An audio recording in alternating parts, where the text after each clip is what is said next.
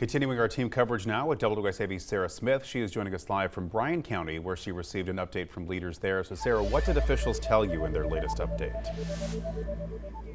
Well, this is one of two shelters available for anyone in Bryan County who might feel a little bit anxious about this storm or might live in a structure that some would consider maybe not sturdy, like a mobile home or something of that nature. Now, I did just step out of that press conference with the mayor of Pembroke, Richmond Hill, and of course the chairman of Bryan County. And they did talk a lot about these shelters. They're available for anyone throughout, starting right now at 6 o'clock throughout noon tomorrow. They do want to make everyone aware, though, you need to come prepared with food, with charged phones, things like that, blankets, anything to get you throughout the night, because they won't have any of those materials here for you guys. But they will be available. This is the Timber Trail Gym in Richmond Hill, Timber Trail Gym here in Richmond Hill, and then the McKell Foxworth Gym in Pembroke. Once again, no food, showers, or electrical outlets. We did hear from officials there is no curfew for this area, but they want everyone to stay off of the roads starting at midnight.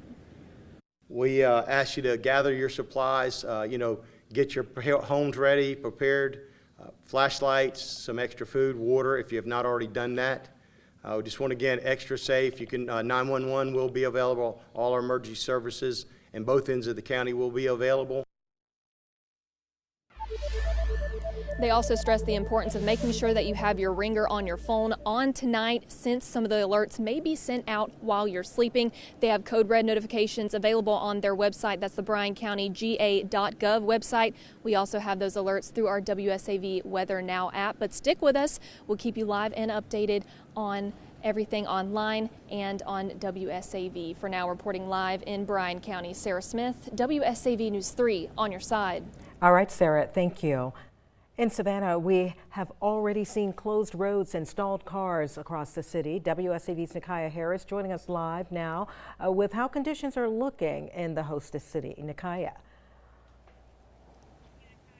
Hey Tina, I am on the corner of Jefferson and West 38th Streets, where there are pockets of flooding. I will say the street looks a lot better than it did a couple of hours ago, but I want to show you how deep some of these pockets are. I'm going to step down here on this curb, and it's just below the ankles. This part of Jefferson Street is actually blocked off, but across the coastal empire, a lot of roads are experiencing flooding like this. In fact, for some streets, the flooding started as early as this morning. I was out and about watching as cars were trying to make it through the flooded intersections. Some made it and some did not. It's areas like this that Chatham County EMA is keeping an eye on inside the Emergency Operations Center. Now, this is video from earlier from EMA officials who are keeping an eye on the storm, downed trees, power outages, road conditions, just to name a few. And they're getting that information from across the county and its cities. So you have Tybee Island, Garden City, Pooler, Savannah, Port Wentworth, law enforcement, and even members of the school system. Then they report all of that to GEMA. Now you're going to hear from a neighbor who lives on West 38th Street. They say they are fed up with the flooding once again. Well, I see this a lot actually. So basically anytime it rains for more than 20 minutes here, this entire street is flooded. I can't walk out of my house. I can't go do anything because it goes all the way up to my doorstep. So it's basically, and my wife, she's a nurse. She can't even get to work if it's flooding to the point where it was this time. Now remember, you are only as safe as you are prepared. Now reporting in Savannah, Nikaya Harris, WSAV News 3 on your side. Nikaya, thank you. We do have a list of roadways that are closed on the homepage of WSAV.com. We're taking a closer look now at how Savannah is keeping an eye on the problem areas. WSAV's Tyler Nicole was at the Traffic Control Center this morning. She joins us now with that story. That's right, Ben. It's referred to as the nervous system of our city, and it's an integral part of receiving and getting information out as we are tracking Hurricane Helene.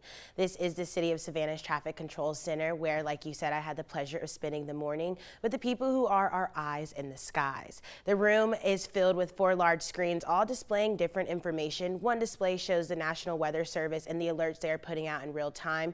The other 2 in the front of the room show the city's different streets and areas where they have cameras surrounding, and and there are over 100 in our area. The last screen shows a news station and the updates that they are broadcasting, and the people working in the center all have one job today, and it's to dispatch crews to flooded areas as needed so we can make sure we're getting to where we need to be. This is how we know what roads to avoid in our areas and how we stay on top of city updates and flood alerts. And like Ben just said, there are several roads already closed in our area, and we are keeping an updated list to keep you safe and sound while driving to your destination. You can find those on our website, wsav.com/road closure. Tyler Nicole, WSAV News 3, on your side. All right, Tyler, thank you. WSAV's Andrew Davis keeping an eye all day on how things are looking in the Low Country. Andrew, tell us what's the situation there, conditions, and how they're looking. Well, Tina, just in the past probably 20 minutes, the wind and the rain has picked up out there on the beach here at Coligny. That's why I moved underneath this pavilion. But it's not the wind and the rain that really have people here at the Emergency Management Agency for Hilton Head Island worried. They're concerned about the possibility of a tornado, especially when it comes at night. I talked to Tom Dunn earlier, who says that's what everybody needs to be concerned about. Absolutely. That's one of our larger concerns now is the tornadoes, and especially at night. You know, people are going to bed, those types of things. So, you know, pay attention to the watch and warnings, pay attention to your phone if it goes off with that alert. And then, you know, if you're uncomfortable, move to an interior room. You know, restroom or a bathroom in your house is a good room, but a room that has no windows and, you know, there's not an exterior wall. So far, everybody's been listening to the warnings by staying inside, mostly, especially on the beach. We had a lot of folks who were just watching those waves just a few minutes ago. Now almost all of them are gone. The hope is to keep everyone off the beach because there are no lifeguards and the rip currents are very dangerous out here. As for staying off the roads, Tom Dunn said simply stay off the roads if you can, but keep an eye on your phones or those alerts that come up in case of danger. The hope, though, that we won't have to worry about it here on Hilton Head or in Bluffton as we did just this morning. So let's keep an eye on that and make sure you are safe and sound at home. On Coligny Beach, Andrew Davis, WSAV News 3 on your side. Hurricane Helene is getting closer to the Florida coastline. It's about 5 hours away from making landfall, and the impacts in the coastal Empire Low Country are looking to be more likely for us, and some of us may be dealing with hurricane force winds. We'll talk more about the details coming up in just a few moments.